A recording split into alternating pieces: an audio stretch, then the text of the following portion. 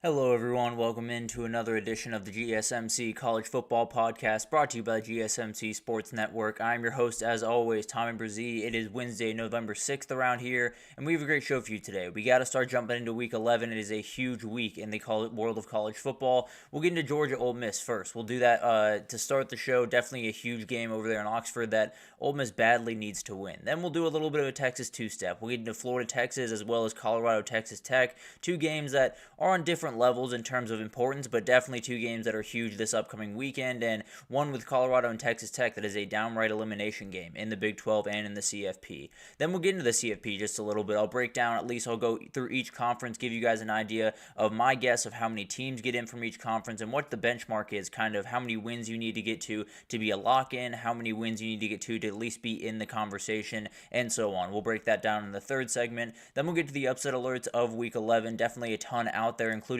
a lot of top 10 teams that are going to be facing some really, really tough challenges this week. Then we'll get in my top 15, and it's a little bit all over the place after a crazy Week 10, but I feel pretty good about the 15 that I got going for you guys today. But before we jump in, I do want to remind you all we get tons of questions and comments throughout the show, and the best way for you all to get your question on the screen, we can have fun back and forth here, is to use that super chat. At the bottom of the chat on the Sports Network page, you can click that $sign, add any question, comment you'd like. It'll pop up on the screen, and we can have fun back and forth here. Definitely want this to be interactive. We're about to get into a really, really crazy time in college football. So any questions you have, I'm more than happy to answer them on here. And GSMCpodcast.net is still up and running, does the exact same thing. So either one of those you'd like to use does the same thing and definitely will be a huge help to me and the network. But let's jump into this game because it's a huge one. Over there in Oxford, Mississippi this upcoming weekend, Georgia is going down, and that's definitely something going down to Oxford, Mississippi. Apologies. Don't mean to be giving away anything too early, but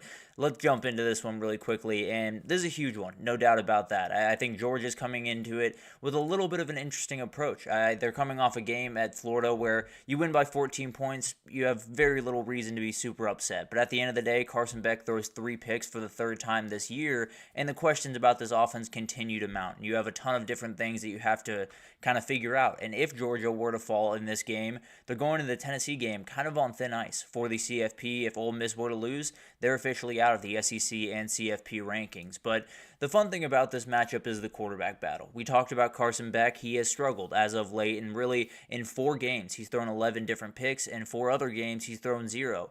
Thing about that is, in the 4 games that he's thrown the 11, they've scored more points than he's thrown 0. So I don't know what that has to do. I don't know what the thing to take away from that is. Maybe it is he's got to push the ball downfield a little bit more aggressively and do that a little bit more often. Maybe it is just they played a little bit better at defenses and he was being a little bit more conservative in those games. Who knows what is the story there, but definitely something to watch. Maybe if he throws a couple of picks, Georgia has a better chance to win. Who knows? But on the other side, you have a guy in Jackson Dart that's coming off one of the best games he's probably ever played in his life. 515 yards, 6 touchdowns, 6 incompletions. He was absolutely incredible against Arkansas, and he's going up against a pass defense 52nd in the country, so 211 yards allowed per game.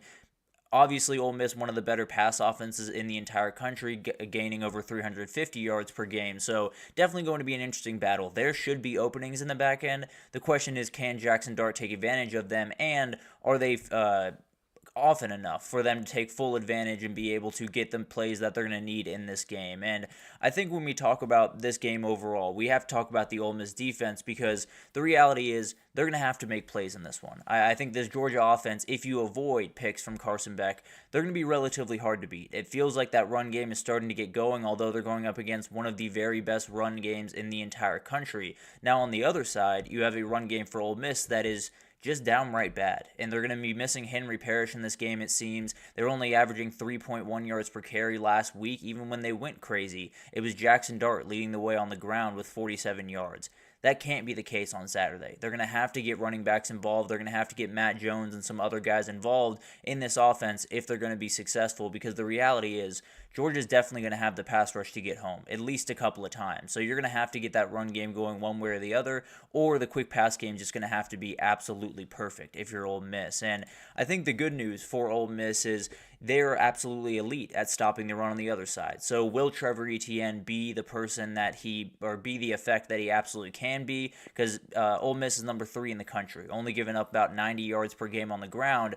Going to be really hard if Georgia wants to win this game, especially with Carson Beck's pick troubles. If they can't get the run game going, it could be a very long day for this Georgia offense. So they got a lot of stuff to figure out, no doubt about that. The Georgia defense, I do think, has enough to keep up with this one, but the reality is, if Trey Harris comes back, if you have Jordan Watkins playing the way he is, if you have Juice Wells, if you have all of these guys, there's very few defenses in the country that are going to be able to stop that for 4 quarters. Now, I could have said the same exact thing going into the Texas game. So it could be this is just one of Kirby Smart's spots, and he gets his guys fully ready, and they absolutely fly out of the gates and make some really incredible plays. But at the end of the day, I do think this is going to be an incredible battle one way or the other. Who's the best running back in the SEC, Big Ten, and ACC? Oh, that's a very, very fun question. The SEC, let's go. Oh man, I'm battling with myself here a little bit. Big Ten, I know it's Caleb Johnson. ACC, I'm fairly certain it's Omarion Hampton. For the SEC, that's one a little bit tougher. Maybe I'll get back to you at the end of this breakdown. Let's see if I can figure it out halfway through. But definitely going to be an incredible game. And let's get into some players that you're going to want to watch as we head into this one, because Cash Jones is a huge player for Georgia. One way or the other, he is going to have an effect on this game. He is really good in pass protection. He is a huge receiving back on third down. And with Trevor Etienne kind of coming off a little bit of an injury, it is going to be something that they're going to have to battle through. It is going to be kind of an interesting battle one way or the other. Can he get the opening that he needs? And also, can these linebackers for Ole Miss keep up with someone like this? Because he made a number of plays in that Florida game, including the touchdown that kind of put that game away. Then you got Dalen Everett on the other side, because he's going to have to face with some real wide receivers. One way or the other, he's going to get either Trey Harris, Jordan Watkins, Juice Wells, Caden Lee, who we'll talk about here in a second. Remarkable players on the other side. And Dalen Everett's been playing probably the best football that I've seen him play in quite some time. He's going to have to play really elite football on Saturday. Then you got Caden Lee. He has stepped up in a huge way with Trey Harris out. He has been kind of that second option on the offense, because the reality is he's a very, very talented guy, and he is someone that when you have so many different guys to keep track of, Caden Prescorn and Jordan Watkins and Trey Harris, it could just be Caden Lee that goes for 150 yards and really hurts you through the air. Then you got Sunshine Perkins, a defensive end, linebacker kind of pseudo role for him. Very, very talented guy. One of the more athletic guys in the entire SEC, really, and one of the guys that absolutely can cause problems for these players as they get into this game, because you have running backs on the other side that are going to be tough to deal with. Someone like Sunshine Perkins can make that a whole lot easier because he's so talented, because he's so athletic. Anthony, we're actually about to get into what's going on with Carson Beck, because that's one of the keys to the victory, and we'll start with that, actually. The linebackers in coverage has been a huge issue for Carson Beck. It feels like he is forcing the ball into windows that he's not supposed to, and to a certain extent, it was something that a lot of fans at the Georgia level, I have a lot of connections to that, they felt like they wanted him to do that more. That was something that they felt like he left a little bit on the table last year, because he was a little bit conservative, because he was a little bit more, let's take the dump off, keep moving the chains, and just go about our business.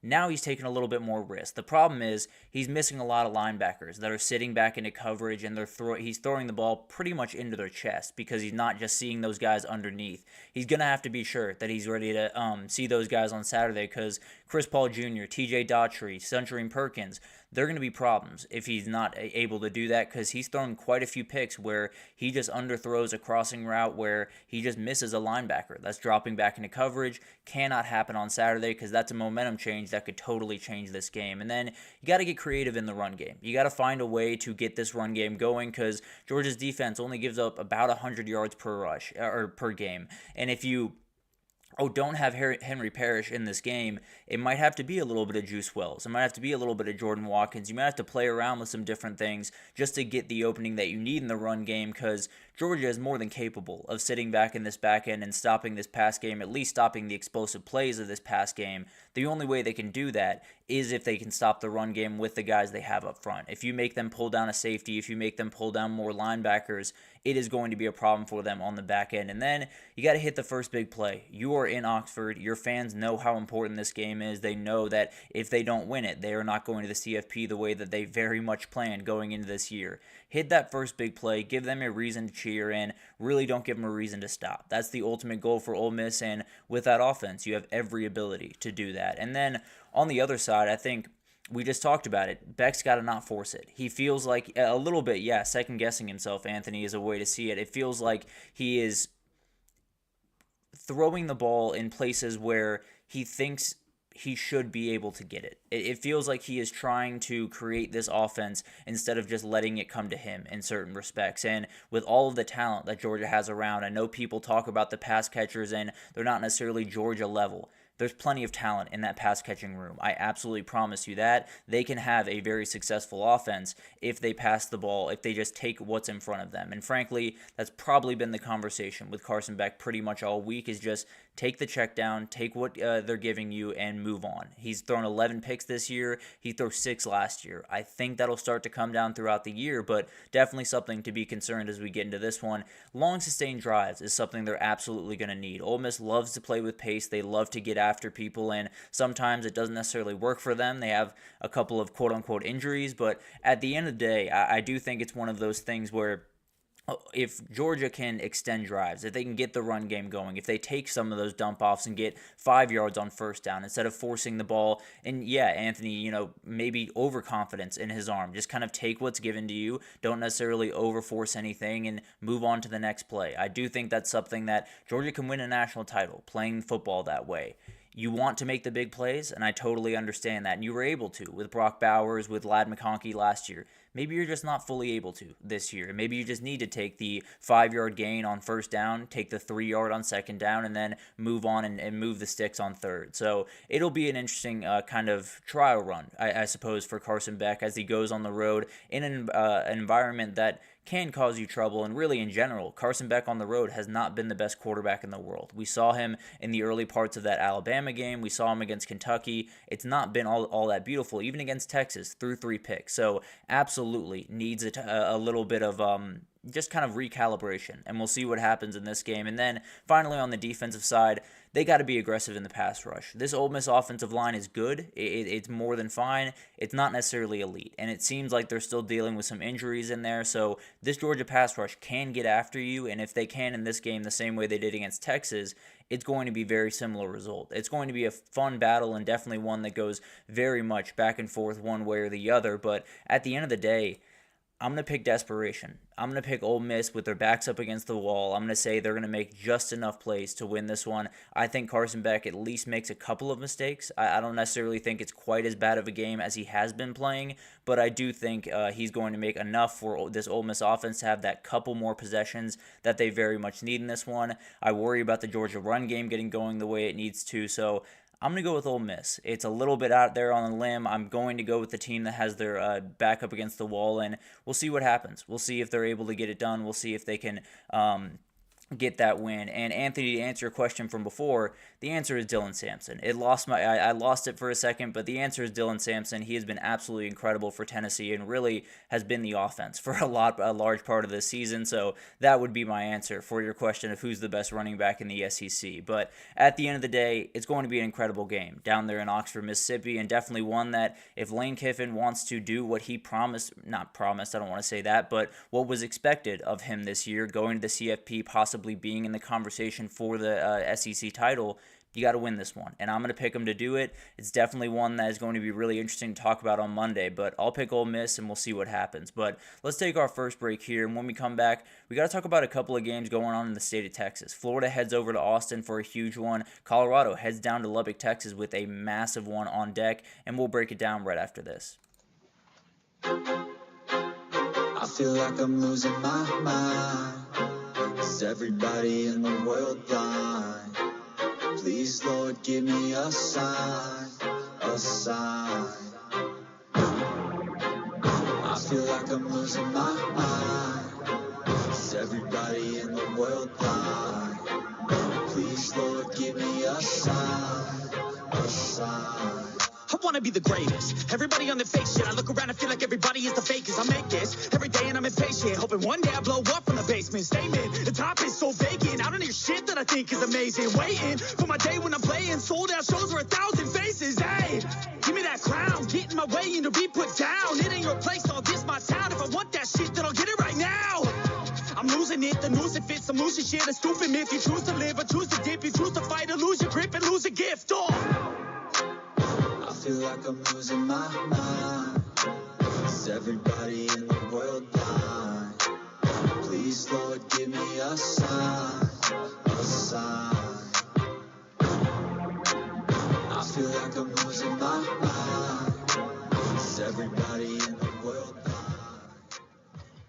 Alrighty, welcome back everyone. We just talked about that Ole Miss Georgia game, a huge game down there in Oxford, and want to address something Anthony said here. Yeah, it does seem like Kirby Smart is kind of dropping a little bit more, trusting his guys, I suppose, on the back end just a little bit more. Feels like this would be a game kind of like that Texas game where they dial up a little bit more pressure, where they play a little bit more kind of zone coverage, sit back just a little bit to avoid those big time plays, but maybe he does trust his guys on the outside, especially if Trey Harris doesn't go. Maybe he does trust his guys on the outside, and maybe that is his downfall. Maybe that's why they win the game. Who knows? But it's going to be interesting to see how he approaches this defensively, because this is one of, if not the best offense he's faced thus far.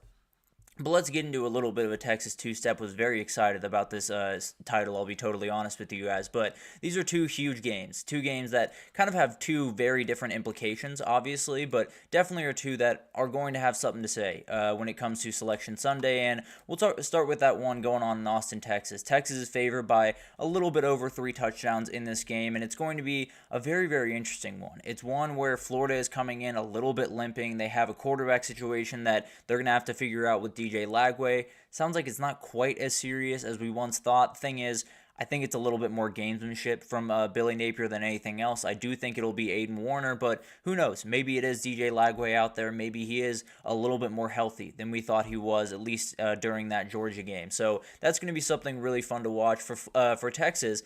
I think it's just about this offensive line. You absolutely have to get this run game going. You absolutely have to get some type of forceful nature in your offense, because you've lost that as of late. You know, the first parts of the season, they absolutely dominated the Michigan defensive line, and it really felt like this could be one of the best offensive lines, maybe the best offensive line in the country, and they still have the capability of being that team, but they've gotten worked for about 2 weeks. Now, the Vanderbilt game was a lot cleaner. It was a lot better. There were still some breakdowns, and there's something that they're going to have to figure out. I talked about it. It's something that you can figure out on a bye week, because it's a lot of communication. It's a lot of timing. It's a lot of things that you don't necessarily need to see an opposing team on the other side to figure out. You do need to see an opposing team on the other side to see if you have figured it out, to see if it isn't a problem anymore. So definitely something that you're going to watch for. Can they get that push? Can they get moving downhill in the run game? And then also the other part of that is, can they find the deep ball? Quinn Ewers has, I think, the ability to push the ball downfield. Obviously something that he struggled with throughout his career, but he hit a big one against Vanderbilt. He hit a big one against Georgia. He has the ability to make those throws. He needs a little protection to make them, because obviously he has been someone to be known to being a little bit skittish, dancing around just a little bit too much in the pocket. If you give him a little bit of time, let him set his feet, let him rip the ball, he's one of the best quarterbacks in the country. He has every ability to make this game one of the more dominating wins for Texas, but also Florida on the other side has every ability to make this one a little bit sketchy. I mean, it's one of those spots where the SEC just shows you how talented these teams are from top to bottom. Florida's physicality is very, very good, definitely can cause problems for Texas, and if they force some turnovers, this thing can get interesting in a hurry regardless of who the quarterback is for Florida. But some players to watch. I think Jarrett Gibson is someone you're going to want to watch just the rest of the year for Texas. I talked about that run game and how they're lacking a little bit of physicality. This guy is physical, no doubt about that. He's about 5'10", over 200 pounds. He will run through you, and he's definitely someone that Texas is going to need down the stretch, where you want to run a little bit more power. You want to run a little bit more lead. You want to get in between the tackles and really impose your will. This is probably the guy that's going to do it, at least the most consistently. I think Quintravion Wisner has every ability to do that. Jaden Blue is a little bit different. He's a little bit more of that third down back, but I do think Jarrett Gibson is someone to watch just for Texas going forward, not just this week, but really the rest of the season. And then you got Andrew Makuba. He is someone that is coming back from a little bit of an injury that he sustained in that Georgia game, missed out on the Vanderbilt game. Very talented player. He made an incredible play in that Georgia game for the first pick that they had on Carson Beck, and he's one of those guys that has really brought together that Texas back end. If Florida is going to win this game, they're going to push the ball downfield, especially if it's DJ Lagway at quarterback. They're going to have to hit those big time plays. This back end is going to have to be ready for that. And then obviously, you got to come up and run support. You got to make sure you're helping out with guys like possibly Montrell Johnson if he comes back from injury, Jaden Baugh, Jacoby Jackson, all of these guys. And Jacoby Jackson, actually the guy that I want to talk about. Montrell Johnson could be back in this game. It seems like it's still a little bit up in the air. He will not be 100%, and you're going to have to find different ways to keep this defense off balance, and you have a lot of really talented running backs. Jaden Baugh is a very, very talented freshman. Jacoby Jackson had a touchdown to tie that game late in that Georgia game. Obviously didn't go their way the rest of the way, but a very talented guy that absolutely can make this game a little bit tougher, because the goal for Florida is obviously going to be to run the clock, to run the ball as much as you can, and then hit those couple of deep shots. Jacoby Jackson is hugely important, kind of for the same reason Jarrett Gibson is. He can run through you. He's a very physical guy and could wear down this Texas defense just enough to get the win. And then we got Tyreek Sapp, a really, really good edge rusher for Florida and a guy that can totally take over this game, especially the same way that someone like Jalen Walker, someone like Mykel Williams did a couple of weeks ago. If these tackles are not fully ready for this guy, he's going to get after Quinn Ewers, and he's going to cause some problems and possibly force a turnover or two. So definitely something to watch. One of those guys that could just walk in and be the darling of Saturday, honestly.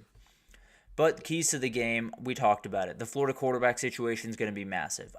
I would be surprised. I'll put it this way. I would be surprised if they're able to win this game without DJ Lagway. That being said, if he does play, how close to 100% is he? Can he push the ball downfield the way he wants? Can he run the ball? That was the big time thing that I felt like was keeping that Georgia defense off balance. If he can't do that in this game, it might be a little bit of an uphill road. So definitely something to watch. I expect it to be Aiden Warner, but obviously we will update you throughout the week, and we'll see what happens there. The Texas O-line against the Florida D-line. This is a very athletic Florida defensive line. Obviously not the one that necessarily jumps off the page, the same way Georgia's does or the same way Ole Miss's does or a couple others around the conference.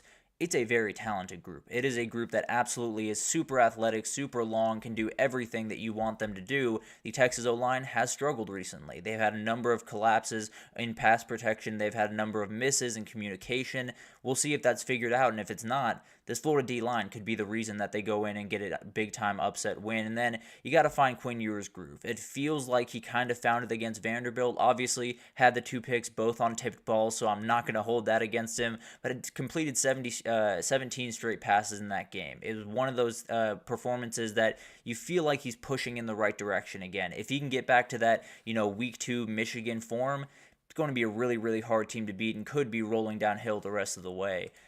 I'm going to go with Texas here. I could go out on a limb and pick Florida, but with the quarterback troubles, with all the different things happening, I think it's just going to be a little bit too much. I think that Texas offensive line will start to play a little bit better. I think there will still be holes, and we'll still have to worry about that going forward, but definitely something where I think they'll play just enough better where Quinn Ewers will get this thing going, and this Texas team will look a little bit closer to what it was in week 2 than what it was against Georgia a couple weeks ago, and really what it was against Vanderbilt 2 weeks ago. So I'll pick Texas to win that game, kind of win it relatively comfortably, and continue on their way this season. Then you got Colorado, Texas Tech. This is one that I cannot wait for. I am so excited for this game. It is going to be an absolute battle at 4 p.m. in Lubbock, Texas, because this one's huge. It is an outright elimination game for the Big 12, for the CFP race, and for a lot of fans who feel really good about their teams right now. They lose on Saturday. There's a lot of people that are angry. I promise you, for a fact, Texas Tech fans, if Colorado walks down there and gets a win, they're going to be really mad. If Colorado goes down there and misses out on a golden opportunity to possibly turn a corner as a program, they're going to be very mad. So it's going to be a very fun battle back and forth, and I think for Colorado, it's really just about their mentality, kind of the same way it's been all year, and they've been able to answer the bell time after time. They've played really, really incredible football, really since that Nebraska game. Thing is, this is going to be a little bit different. You're going on the road to a team that is as desperate as you, has, I don't want to say as much talent, probably roughly the same, but a really great team nonetheless, and a team that absolutely can cause problems for you. The thing is, it is going to be a battle one way or the other, and they're going to have to be mentally and physically ready to roll. And then for Texas Tech, you just got the winner of the year over Iowa State last week, and now it's really just about making sure that you handle this Colorado offense, because your pass defense has not been great by any means. If Colorado can take advantage of that the way that they want to, it is going to be a wrap. You're not going to be able to keep up with this offense. So the defense is going to have to step up. I think on the other side, the run game for Texas Tech has every ability to take over this game. We talked about Taj Brooks, and we'll talk about him here in a second, actually. But he's a very, very talented player and someone that can really cause tons of problems for you and really just take over this game by himself. So it's an elimination game. No doubt about that. In the world of the 12-team playoff, we get to know where these elimination games are. So this is going to be one in Lubbock, Texas, and we'll see who can come out on top. It's probably going to be the team that can just keep their wits about them the best. Well, players to watch. Taj Brooks. Let's talk about him real quickly. One of the best running backs in the country. Frankly, if you asked me who the best in the Big 12 was, Anthony, probably would be my pick right here. He's a very, very talented player and one of those guys that can just outright take over a game. You can see it in his eyes right there. He runs a little bit angry. He absolutely can run through people, and this Colorado team has been very physical all year. Can they keep that up against probably the best running back that they faced all year? And then you got A.J. McCarty on that back end. We talked about it. This Texas Tech pass defense has not been great. It's been giving up a ton of yards per game. Even last week, gave up a number of big plays to Jalen Noel. That can't happen in this game. There's too many talented guys on the other side. There's probably the best quarterback in the country on the other side. You have to be very careful, and if you can't, fully stop them, get a couple of picks here and there. He does have a huge interception return earlier this year. Definitely something to watch in this game. On the other side, I think LaJohntay Wester is a huge player. I think down the stretch of the season, really, he's going to be a massive player for them. There's so many different guys on that offense, and there's so many different ways that they can hurt you.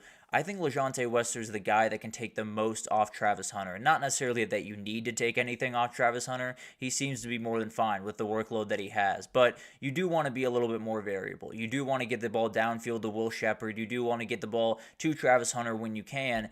And then you want to get LaJohntay Wester on a little bit of a screen. You want to get him on an end around. You want to get him on these little gadget plays that get this offense kind of that next step, I suppose. It's not just we're going to pass downfield. It's not just drop back and throw the ball. It's we're going to play around with motions. We're going to play around with end arounds. We're going to do a ton of different things that are going to cause problems. This is the guy that kind of opens that part of their offense, and I think they've done a great job of utilizing him thus far. I think they might just get a little bit more creative with number 10 going forward. And then you got Levante Bentley on the other side of the defense. These linebackers have been playing really good football for Colorado. It hasn't been perfect necessarily. They've missed a couple of times, and in that Nebraska game, it definitely was a little bit of a struggle. They've played really good football since then. They've been all over the place. These edges have been incredible, but in the middle of the defense, they've been able to be at least stout enough against the run. It hasn't been perfect, but it absolutely has been a whole lot better than last year, and should be enough to beat this Texas Tech offense. Now, the Texas Tech offense can absolutely pass the ball around too, so it's going to be a fun kind of battle, and we'll see which way Texas Tech leans a little bit more, because it's going to be a battle of styles, and you're going to have to figure out just where the openings are on this Colorado defense.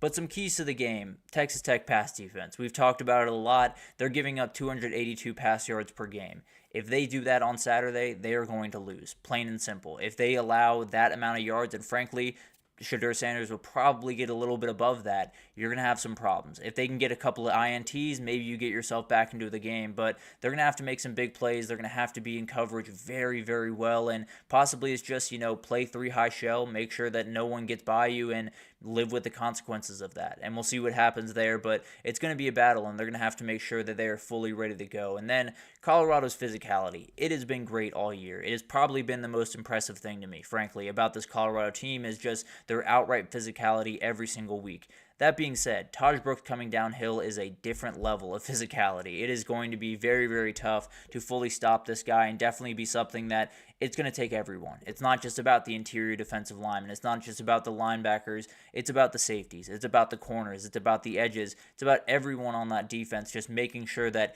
you can get those guys on the ground, especially number 28, but all of the guys that you're going to have to deal with, and really just this offensive line in general, you're going to have to make sure that you can handle the physicality level, and frankly, it seems like they can, but there's going to be a little bit more of a step up than they faced before. And then win or go home. It's going to be a little bit of interesting battle here because this is a high-pressure environment. It is going to be totally dependent on which team can really kind of keep their cool, keep their composure, and then rise when the moment really matters. And it's going to be really interesting to watch because it's going to define the season in a lot of ways for both these teams if they go out and win this game or if they struggle in it. And frankly, I think Colorado gets this one. I think the pass offense is just going to be too much. I think Shedeur Sanders is finding such a groove. He probably should be more in the Heisman conversation than he is, but at the end of the day, I think they get the win here. I think they go down to Lubbock, get a massive win, and continue on their way, possibly give themselves a shot to win the Big 12, possibly go to the CFP, and frankly, make me look like a little bit of a dummy from the preseason where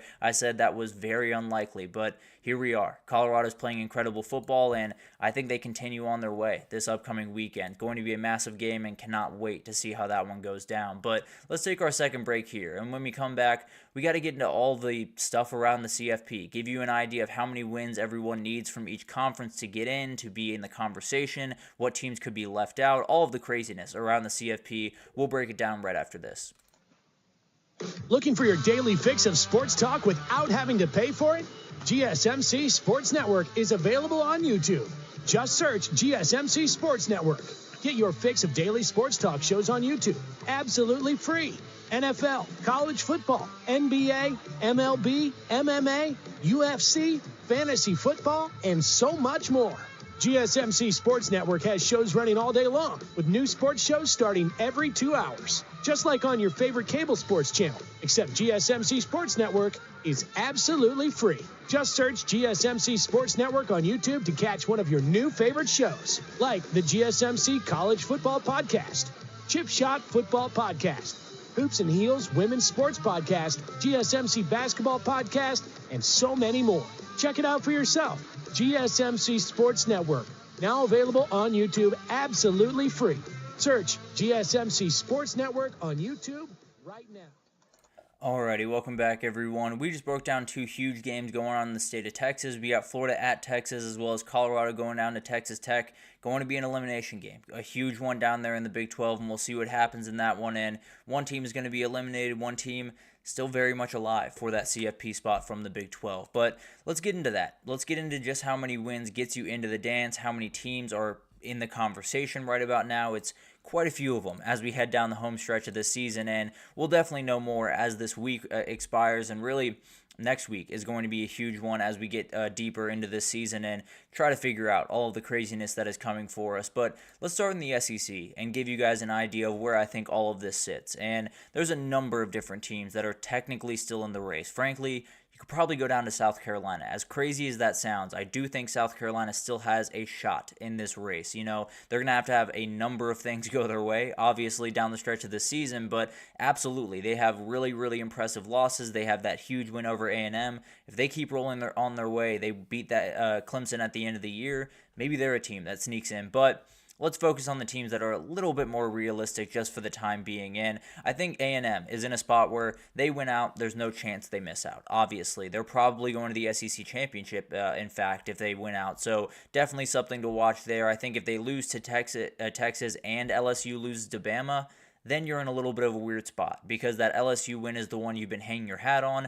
Missouri is going to fall out. I don't know why they were in the rankings yesterday. Totally different conversation we can have another time. But at the end of the day, that's the win that A&M needs to stay good. If LSU falls out of the conversation, maybe A&M's a little bit more on the chopping block than they would be if they were able to go 10-2 and LSU was also 10-2 in the dance. So that's going to be something to watch. And then I think the good news is we're going to get one big answer this upcoming weekend in the SEC. The Bama-LSU loser is out, no doubt in my opinion. I think there could be a way where it happens, but let's be totally honest, with all of the craziness going on up top, I don't think it's possible. I think the loser of that game is officially out of the running. The winner of that game probably in a pretty good spot. If you look at the schedules for them coming forward, they should be fine the rest of the way. And then if UGA gets the win over Ole Miss will be out of the hunt. So that could give us another answer, and we'll see what happens with that one. If Georgia loses, then it gets a little bit more confusing up at the top, and we'll see what happens in that Tennessee game, which then could be an elimination game. But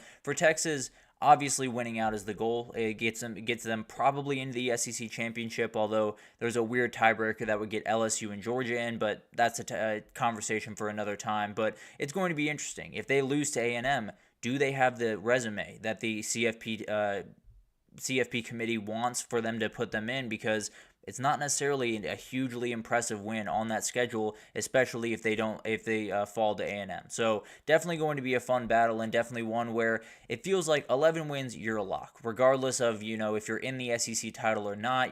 We could have a number of teams at 11 wins. We could have a 10-win LSU get to the SEC championship over an 11-win Texas. But at the end of the day, if you're at 11 wins, you're a lock. If you get to 10 wins, little bit messy because you have A&M who beat LSU beat Ole Miss could beat Georgia this upcoming weekend, Georgia could beat Tennessee, and Tennessee beat Bama. So it's going to be a nightmare. It's really going to be up to the CFP to try to figure all this out, and obviously if South Carolina run the table and a couple of things break their way, maybe they find their way into the dance. So there's a number of things that can happen in the SEC. As of right now, I'm going to guess it's going to be about 4 teams. I'm going to guess it's all of the teams that are minus odds right here. Not necessarily it's those teams, but I'm going to guess it is 4 teams that have the ability to make it from this conference. I do think there's a chance that you get to 5, but I think Notre Dame will probably have to fall out. I think Indiana would have to get disrespected, and we'll get to that here in a second. But it's going to be interesting to see how all this unfolds. Obviously, they still think Georgia and Texas are the class of that conference. They think Tennessee and Bama are right there. So seems like Vegas likes Bama this weekend. But it's going to be interesting to watch this one unfold, and definitely something where all 7 of these teams are very much in the hunt and probably more, so we'll see what happens here. I'm going to guess 4 teams from the SEC make it, but it could get really messy, and maybe 5, maybe 3. Who knows what happens in this conference, because that's probably the craziest one of the bunch. And then we'll get to probably the cleanest one of the bunch, if I'm being totally honest, because it's the 4 teams up top. We could waste time on Iowa, we could do Minnesota, we could do Illinois. It's the 4 teams up top. No one else really has a shot to make the CFP from this group, and it makes things a little bit more digestible, that is for sure. But for Ohio State, they handle business the rest of the way. They get to play Oregon in Indianapolis at the end of the year. They're both in, no doubt about that. Oregon, Ohio State will be in the dance. Obviously, Indiana will have plenty to say about that. If they beat Ohio State, they're in the dance, and frankly, I think a 10-2 Ohio State would get in, especially with the win over Penn State, but definitely something that it would put them at least on the chopping block. But let's be totally honest, that block is probably getting into the dance at 10-2. And then I think the big variable here is what happens with an 11-1 Indiana. The record is, great, and the eye test, if you're watching this team, you can tell how good they are. We'll get to that here in a second in a couple of segments, but the reality is, they haven't had that big-time win. And if they lose to Ohio State by 14 points, if they lose to Ohio State by 17 points, do you think the CFP would put them in? Frankly, I kind of think they wouldn't. I don't know if they would. I don't know what the conversations are. A little worried about where they put them yesterday. But at the end of the day, I do think it's one of those conversations that it might just be a fight. Does an 11-1 Indiana get in over a 10-2 Tennessee? Do they get in over a 10-2 Alabama? I'd be a little bit surprised. I'll be totally honest with you. So a number of things can happen here. I think if Indiana's 11-1, they should be in, but not my decision to make, I suppose. So this is going to be a fun battle. I would guess those top 4 teams get in. I would guess that Indiana does get the nod at the end of the day. Still kind of precarious situation, obviously, but I do think they're going to find a way to get into the dance. Those 5 teams are the only ones that have a remote shot. Iowa's not getting in, so it makes things a little bit easier. It's going to be those 4 teams possibly, and then probably cut it down to 3 if Indiana doesn't make it. I do think you're probably at least getting 3 from this conference. Unless Penn State slips up again, you're probably getting at least 3 teams from the Big Ten, and then we'll see what happens. We'll see if Indiana gets in with 11 wins. We'll see if they get left out with only 1 loss on the schedule. Then we got the Big 12, and this one is a little bit tougher to get an idea of because the reality is there's tons of teams that are still in the conversation. Colorado's still there, Kansas State, Texas Tech, BYU, all the way up to them, and we'll figure out what happens. But to me, it's a one-bid league. I think the one way that you could see this conference get 2 teams into it is if BYU goes undefeated the rest of the way, so does Iowa State, and Iowa State wins that game in Arlington, because then you'd have a 12-1 Iowa State, you would have a 12-1 BYU. I think both those teams would get in. Now, if a 11-2 Colorado beat you as well, or Texas Tech or Kansas State, I think that could apply as well. But that's definitely something that's a little bit more up in the air. If BYU loses a game to a 2-loss team, does the CFP hold that against them? I don't think they should. I don't think anyone should get anything held against them for playing in their championship game, but kind of the reality that we're going to face, especially in these two conferences that I'm about to talk about. But I think the big thing here is if the BYU does fall before the title game, which is still very much on the table, we'll talk about their game upcoming against Utah this weekend. But the reality is if they do fall, it's going to be a one-bid league. Whoever wins that conference is going to find their way in. Whoever loses in the conference championship is going to be on their way out. Now, could an 11-2 Iowa State get in over a 11-1 Indiana? Possibly. It'll be interesting to see how they handle that, but I would lean that Indiana would probably get the nod there, if I'm being totally honest. Maybe 11-2 Iowa State against a 10-2 Tennessee. It's going to be a battle back and forth, and we'll figure out exactly what the CFP thinks about these teams in general. And then there's a number of different things that can happen here. If Notre Dame falls, that's kind of the big variable really in these next two conferences. If they fall, then things get a little bit interesting. If Notre Dame stays in, then probably likely that the Big 12 is a one-bid league. Everyone is plus odds, so it gives you a good idea that Vegas is still very much up in the air about who's going to win this conference. Seems like those top three have separated just a little bit, but we'll see what happens down the stretch. I'd bet on one team, but two teams is possible for this group. And then you got the ACC. This one is a little bit crazier because I think the variable here is Pitt. Pitt could go 11-1, have SMU go into the dance, possibly win the ACC championship, and you have an 11-1 Pitt, you have a 12-1 SMU, you have a 12-1 Miami. Then maybe you get three teams in. Maybe you have the opening to get three teams in. Maybe Notre Dame falls and that opening gets a little bit bigger. Maybe you can knock out a couple of Big 12 teams on the way. Who knows? But I do think it's one of those conversations where it really comes down to two teams at this point. It's SMU and Miami. I think if they run the table the rest of the way, if they meet in the championship in Charlotte, whoever wins that game's probably in. If SMU were to lose that game, I think they could be on the outside looking in, as they are right now, sitting at number 13 in the CFP rankings. And then for Miami, if they were able to win out and then possibly lose in the ACC championship, I think they'd have an opening, but I don't know. It's a little bit of a precarious kind of resume for them right now with a couple of close wins, a couple of games they had to come back in, a couple of questionable calls, quote unquote. We'll have to figure out how they think about Miami, and I think this could be two teams.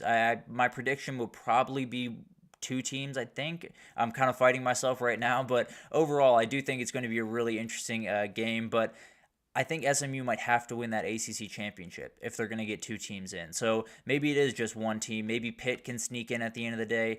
It's a conference that'll probably work itself out over the next little bit. Clemson and Pitt are going to play each other. That'll knock one of them out. So obviously a lot of this stuff will be figured out. Again, if Notre Dame falls, opens the door just a little bit more. If Penn State or Indiana fall a couple of times, that opens the door a little bit more. I would guess one team as of right now.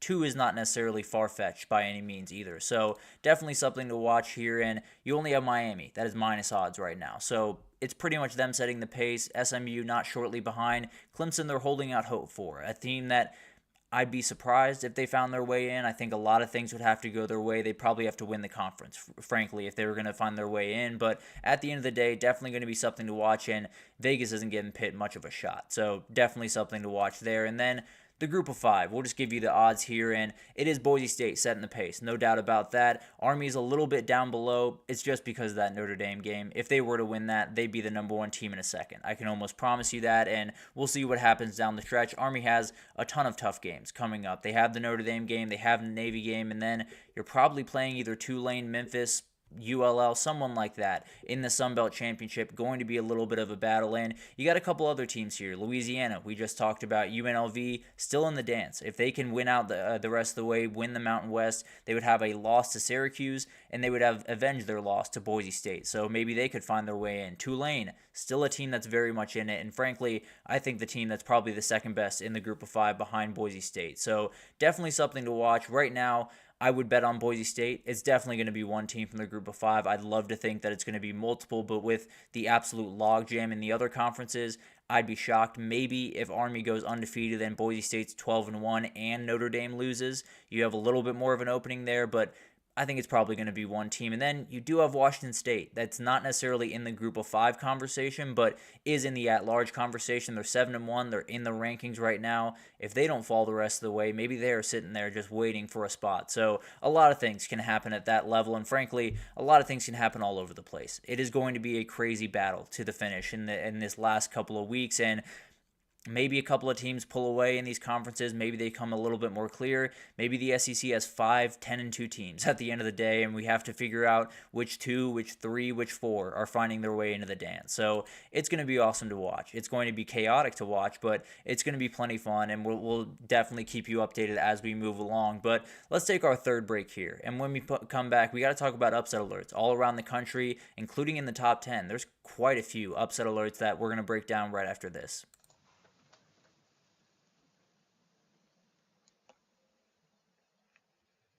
For the best and latest podcasts available anywhere, go to the podcast app on your cell phone and type in GSMC to access free content-rich podcasts on health and wellness, book reviews, sports, entertainment, relationships, social media, movies, technology, finance, and even weird news. Subscribe and download the GSMC Podcast Network's family of shows, available everywhere podcasts are found.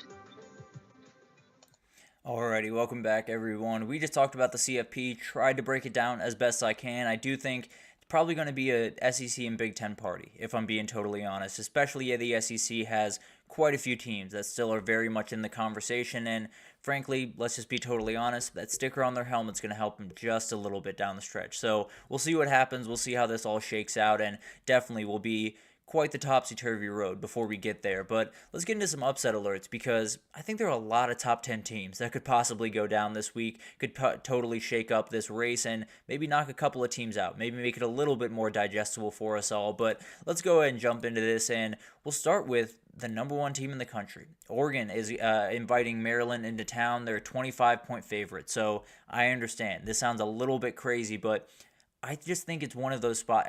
Overall, I think the rest of the season for Oregon is going to be really interesting to watch. They've been really able to keep their focus, to play all these games like they very much need them, play them with aggression, play them with intentionality.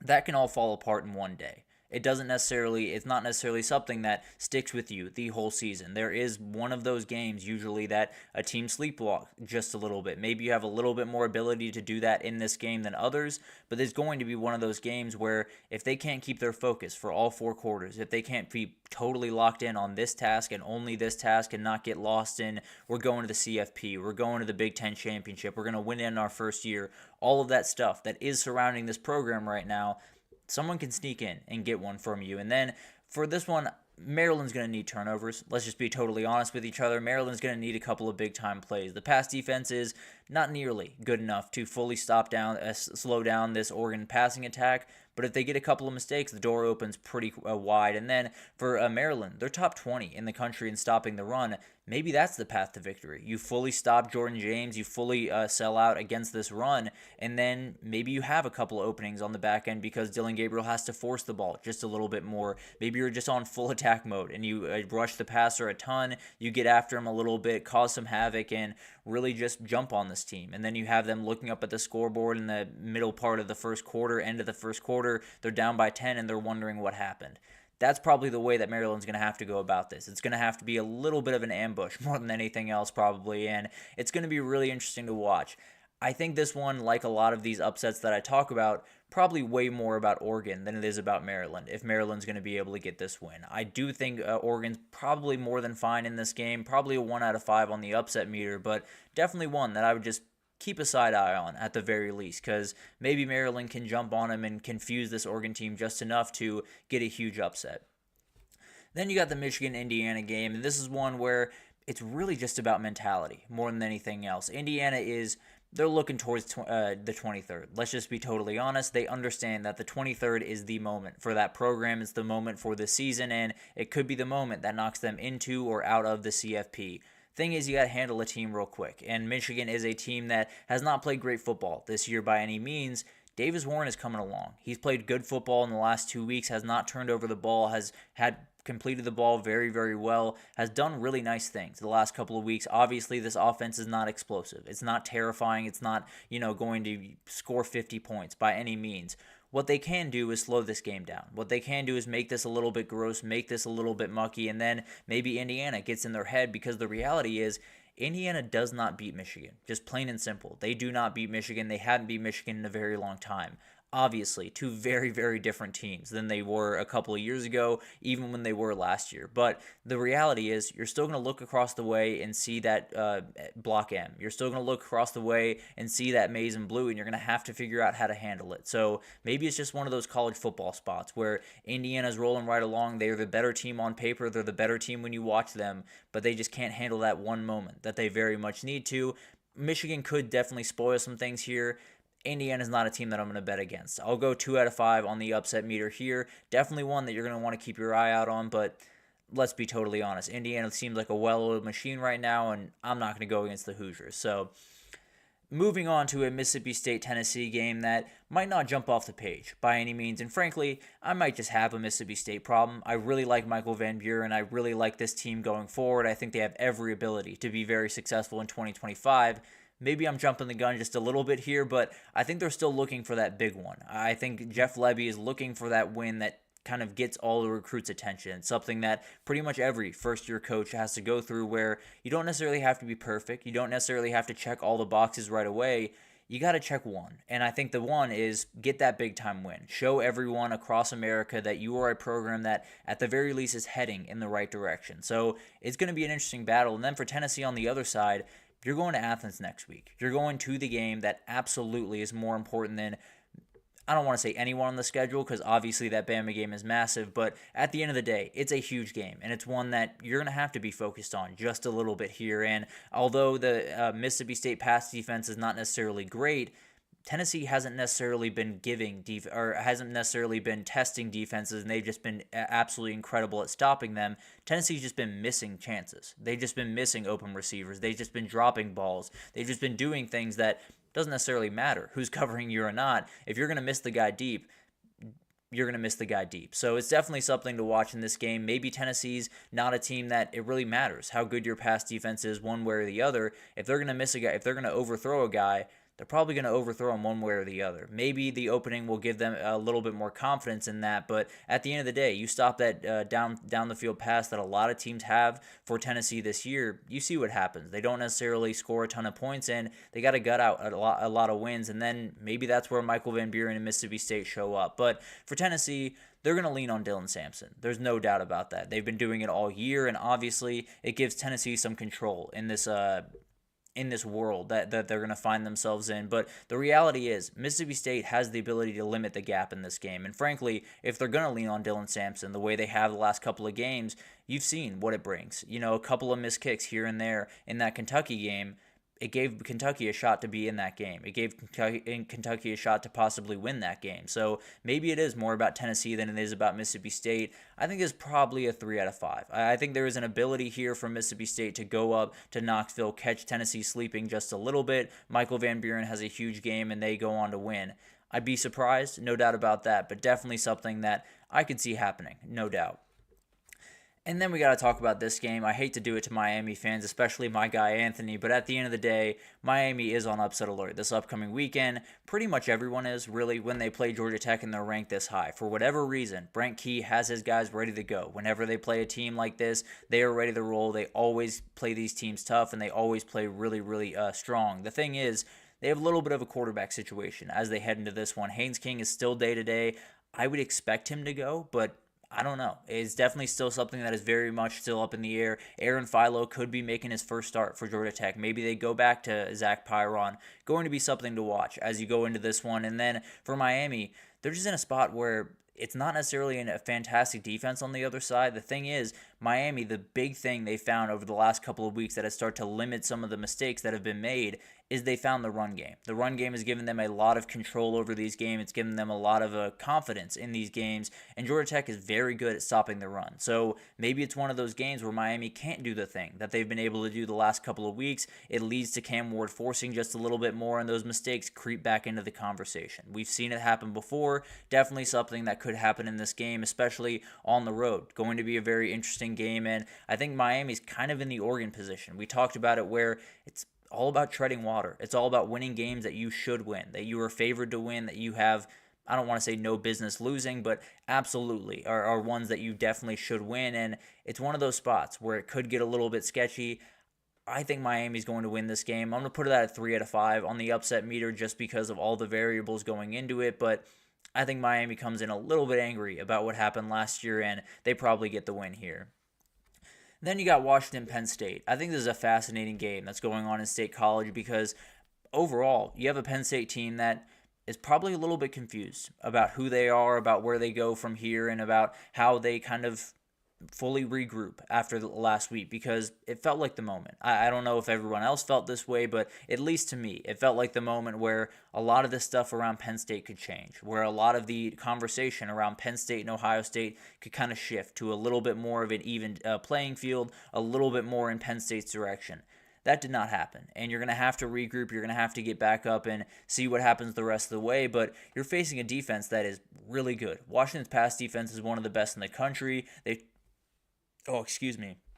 They turned Miller Moss over 3 times yesterday and actually forced a little bit of a change at quarterback over at USC that we'll talk about later in the week, but definitely going to be something to watch, and it's one of those things where if they can get a couple of turnovers from this Penn State offense, it could be just enough of an opening to win this game because I don't think Penn State's going to light the scoreboard on fire. Now, the question is, can Washington stop Katron Allen and Nick Singleton? Because they're giving up about 150 yards per game on the ground and definitely going to be the best rushing attack that they've faced since Michigan. So going to be something to watch, probably a better rushing attack than Michigan, frankly, with that offensive line. But it's going to be a relatively tough spot, and I think it really comes down to where's Drew Allar's head at. Does he have the ability to go into this game, play with full confidence, go in there against a really good pass defense and just kind of handle his emotions, handle the craziness, and go in there and get a win? I'm going to put a 4 out of 5 on the upset meter here. I think it's going to get a little bit interesting, and we'll probably break it down in a little bit more complete terms tomorrow, but definitely going to be one you're going to want to watch out for. And then finally, we got Army going on the road to North Texas, and this is one that it really just comes down to that quarterback position. I don't know what we're getting at that quarterback position this upcoming weekend. I think Bryson Daly should be back, but I don't know. It seems still very much up in the air, and they're kind of in a weird spot without him because this offense has the ability to move the ball. No doubt about that. They have Kanye Udo. They have a lot of players that can help them on their way to gutting out this win. Thing is, you have an offense on the other side that is the very best in the country in pass yards per game. They're going to push the ball downfield. If they score 14 points in a hurry without Bryson Daly on the other sideline, does Army have the ability to get back in this game? Usually throughout the season, they've only faced 34 passes per game. They're about to face 45 passes per game on North Texas. That could cause some issues. That could cause a little bit of tired energy from this Army defense, and maybe this one gets to them just a little bit. Now, Army should be able to run the ball. That is the good news in this one. North Texas is outside the top 100 in run defense this year. They should be able to run the ball. They should be able to milk clock. Maybe it is just North Texas making a couple of big plays that keep this one close. I'm going to put a 5 out of 5 on this one. I think this is as dangerous as it gets this upcoming weekend, especially if you don't have Bryson Daly. And even if you do, you have an offense on the other side that can hurt you in a hurry, and maybe it's just too much for Army as they head into a huge one against Notre Dame here coming up. But a lot of games across the country, really, that could be upset alerts this upcoming weekend. I found a couple more this morning when I was looking through the schedule, so we'll break down those throughout the week, but definitely a couple in the top 10 that could go down this week and totally shake up the entire country and the entire race going forward. But let's take our last break here, and when we come back, we got to get into my top 15. I'll give you my teams that I think would be in the playoff. I'll probably start giving my playoff picture next week, so be on the lookout for that. But overall, I do think my 15 teams I feel good about them. I'll leave it at that for the time being. We'll talk about it right after this.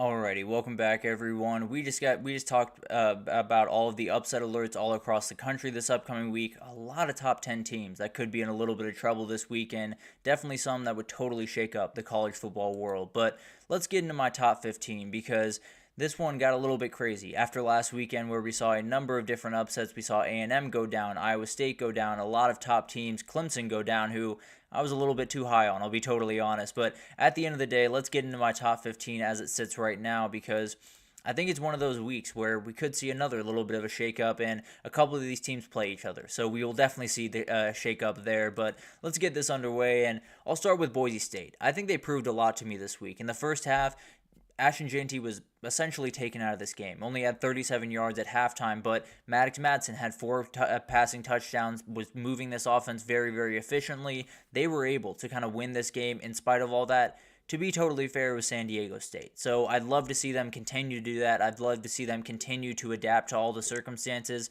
This is probably about as high as Boise State's going to go. I'll be totally honest with you guys. I don't necessarily think they're going to go much higher than this, at least in my rankings, just because if I'm going to put them above some of these other teams, I'm admitting that they would beat them.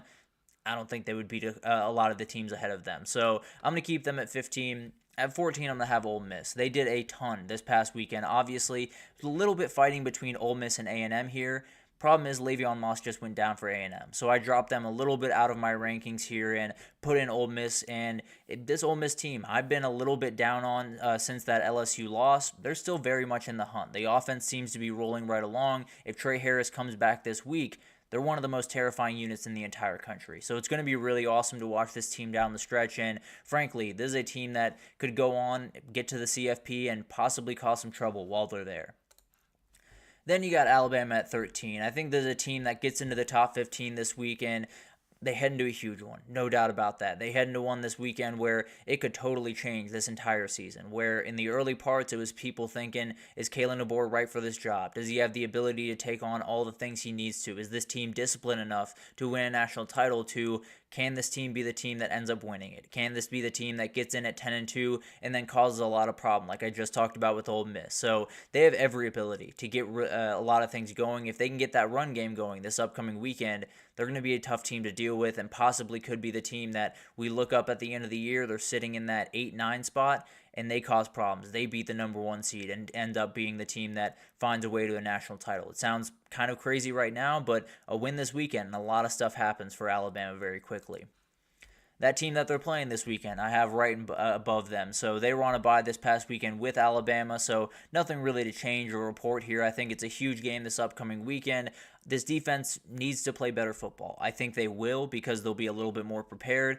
Thing is, running quarterbacks have caused problems for them. Maybe that's the difference in this game. So something to watch there. But as of right now, LSU's at 12 and feel pretty good about that. I think they're a great team, and I think they're kind of finding their stride in a number of different ways right about now, although they had a tough loss to A&M. Notre Dame here at 11, they continue to roll comfortably in the field as of right now. If you were to ask me, they're just one of those teams that I'm still relatively skeptical of. I think they're very good. I think they have every ability to win a lot of the games coming forward to get into the CFP.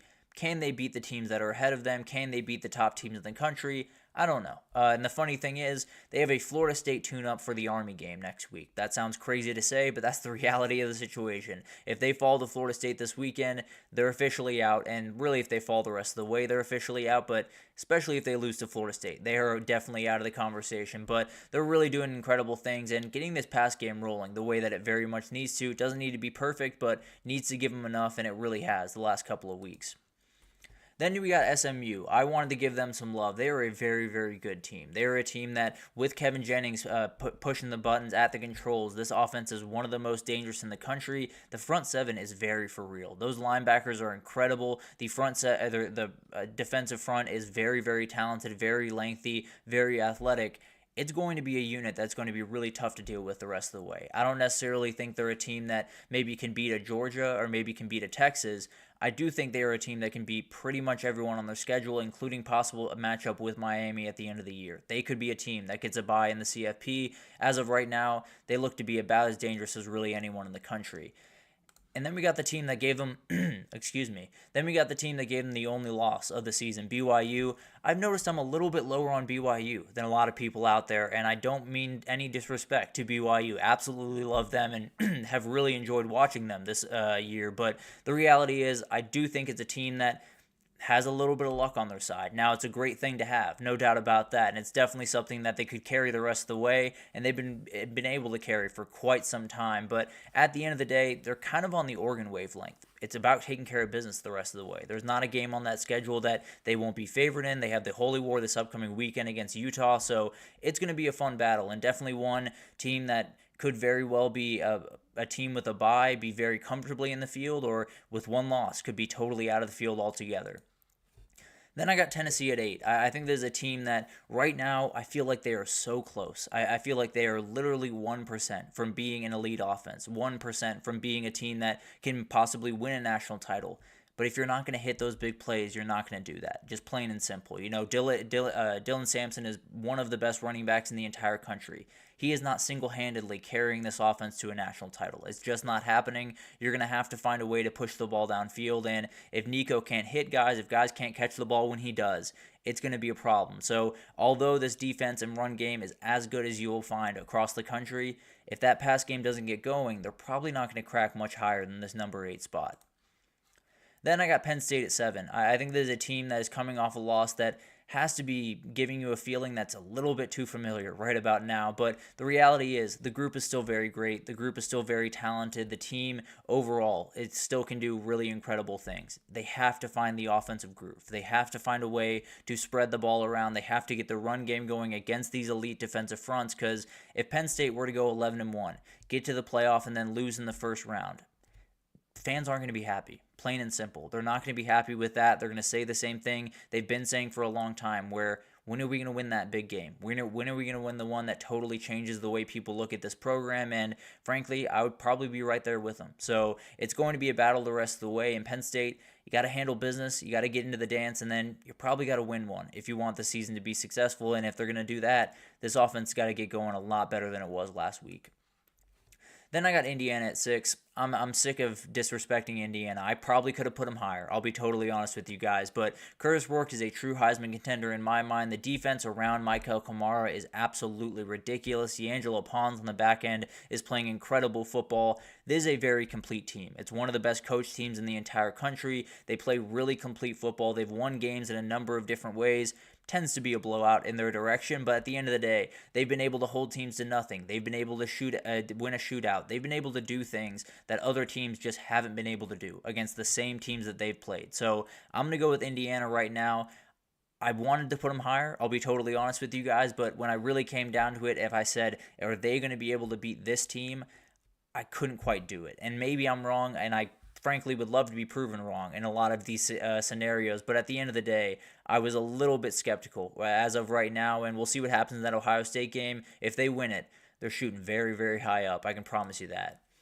I have Texas at 5. I think this is really just they move up because Penn State falls. It's pretty much that simple. They're in a little bit of a weird spot right now. They're still looking for that big-time performance, that possibly Michigan-type performance that we saw earlier in the year.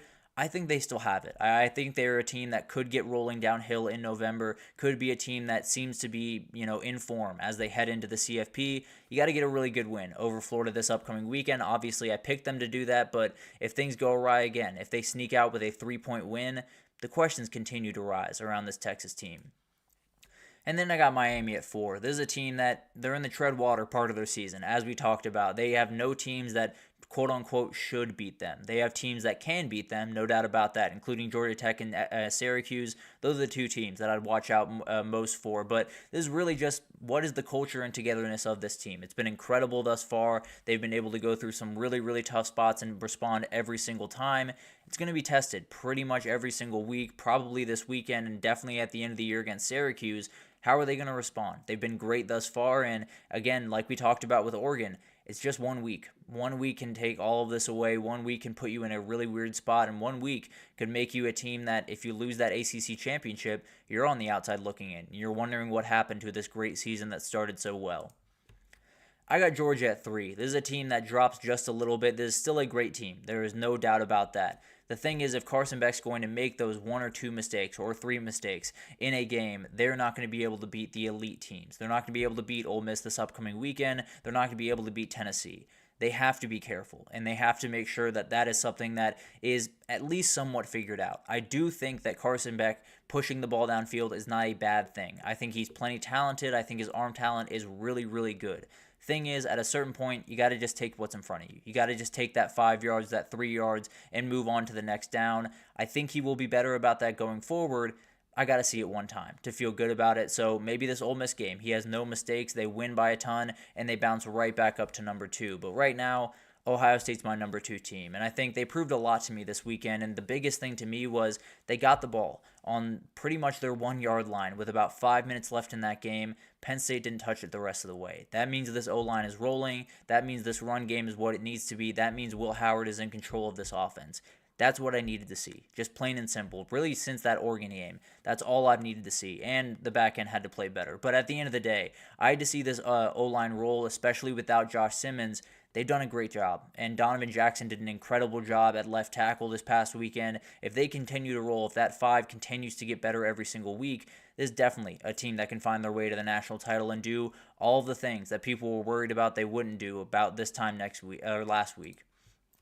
And Oregon's number 1. They continue to solidify themselves as the top team in the nation. Obviously, we talked about it earlier. That can come crashing down pretty quickly. We've seen it happen before this year, and they did face a touch of worries against Michigan this past weekend, but were able to get out with a win, pretty comfortable win, although the last touchdown with 25 seconds, don't know what happened there, but I know some bettors were very happy with you. But at the end of the day, this is a team that absolutely can go undefeated, give yourself a shot at the Big Ten title and possibly the top seed in the CFP. That is exactly what Oregon wants to do, and it's just about keeping your focus and getting to the finish line there. So, remarkable team, and definitely one that is just setting the pace in the country right about now. So, it's going to be an awesome week. I cannot wait for this thing to really get underway. We will pick that Alabama and LSU game tomorrow. We'll pick a number of big-time games tomorrow, including Miami, Georgia Tech. I'll give you my official prediction there. Michigan, Indiana. I'll give you my official prediction there. So we'll get into a couple more tomorrow, but that'll do it for this edition of the GSMC College Football Podcast, brought to you by the GSMC Sports Network.